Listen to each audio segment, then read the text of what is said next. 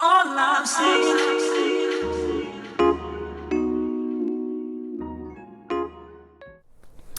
Hey guys, it's your girl Marielle. Welcome back to my channel, Friday Night Light Movie Reviews, where we do reactions and reviews to TV shows, movies, and other digital content. So today, we're going to be talking about Disney Plus sequel to the 1993 original Hocus Pocus.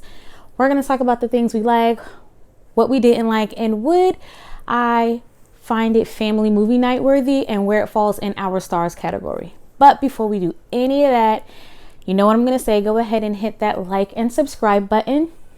Share this video with your friends and family. And as always, don't forget to hit me up on my other digital platforms, Instagram, Twitter, Facebook, and TikTok. So the movie, originally from 1993 to today, is directed by Anne Fletcher. The cinematography is by Elliot Downs. We're just going to run through the cast. I'm not going to list everybody, but the ones that the movie was pretty much surrounded around. So we have Bette Midler as Winifred Sanderson, Sarah Jessica Parker, who plays Sarah Sanderson, and Kathy Najimy, I pray that I'm saying her last name correctly, she plays Mary Sanderson. Now, the newcomers, they did not have any old school characters come into the movie except the Black Cat, which we'll talk about later. So we have Lily Buckingham, who plays Cassie, Whitney Peak as Becca, Sam Richardson as Gilbert, and Belisa Escobedo as Izzy. These are the main characters that the movie surrounds itself by. So let's just jump right into this. Let's talk about the plot of this movie this time. In this sequel to the 1993 classic, we find that two girls accidentally bring back the Sanderson sisters to modern day Salem, must figure out how to stop the child-hungry witches from taking over the world like they tried to do in the original in 1993. So first out the gate, Bette Midler, Sarah Jessica Parker, and Kathy Najimy, they looked so freaking good. Obviously we know how time has passed, but it really doesn't look like it affected them at all. I mean, the original came out 29 years ago and they look amazing. Yes, I know we gotta include makeup and everything, but go look at Bette Midler. Bette Midler is either in her 70s or just about in her 70s. She looked damn good. Okay. So I love how they went deep into the origin story of the Sanderson sisters. Yes, in the original, we kind of hear, the story behind it, the myth, like nobody really thought they were real back in the 1993 film. But I love how they did the origin story and how she was just trying to protect her sisters and she was being persecuted by the priest who was in Salem at the time. It was so worth the first 25-30 minutes of this film. It definitely was worth going back into the origin story.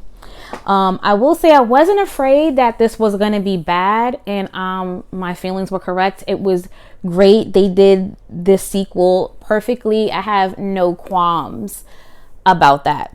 The cinematography and the costume design was amazing. The town looked as nothing changed. They nailed it. I mean, it literally looks like the original movie, and I know that's the point, but we know when we watch or hear about sequels, everything seems off. It's either too new or they just made it too old, so it doesn't really balance it off. But they actually did a great job, and the costumes were perfect. I mean, for everybody, from the extras to the Sanderson sisters to the characters in this movie.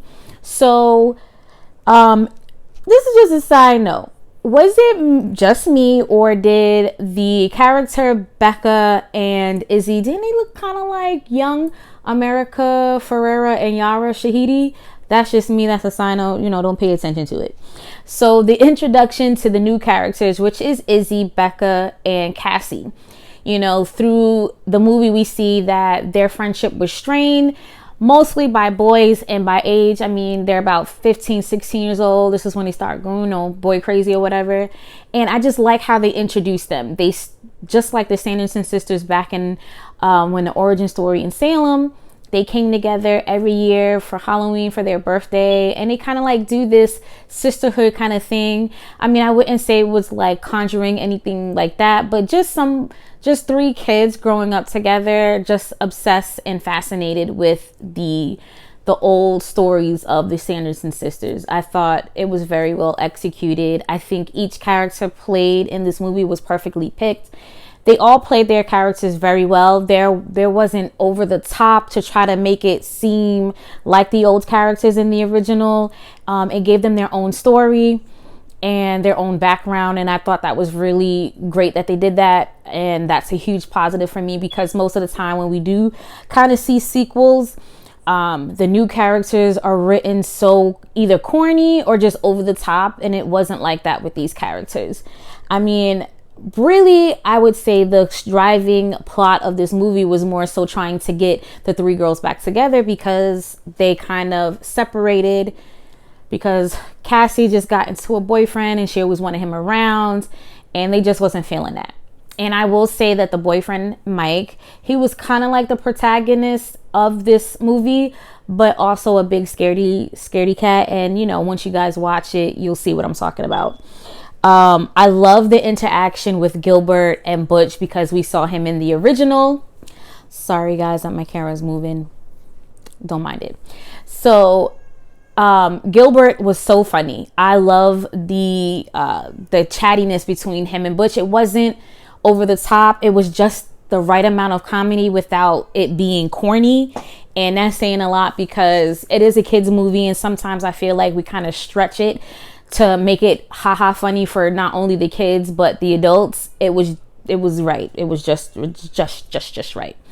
So we do see in the movie that Becca, she was given a candle by Gilbert, and when she lit it, it wouldn't go out, and that's how the Sanderson sisters came back.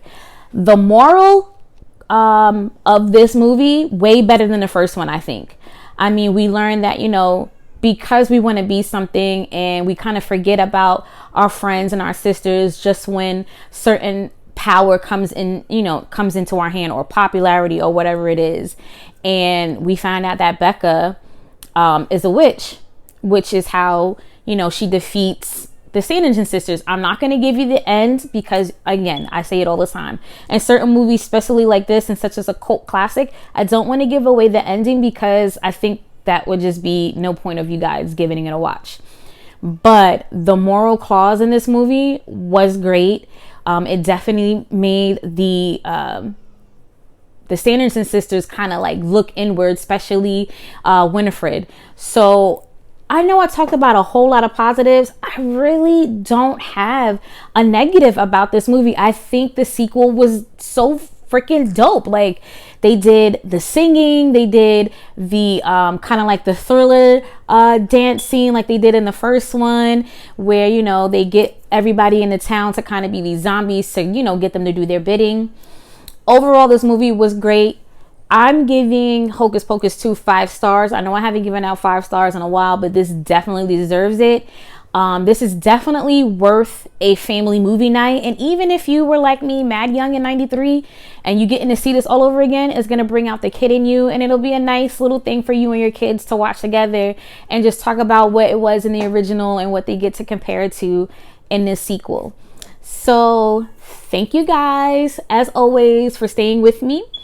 We're going to be getting back to the documentaries, but it is Halloween season. So I think I'm going to do what I did last year and do reviews on new and old scary movies. If you guys have any that you want me to review or talk about, hit me up in the comment sections and leave it down there, and I will give it a watch.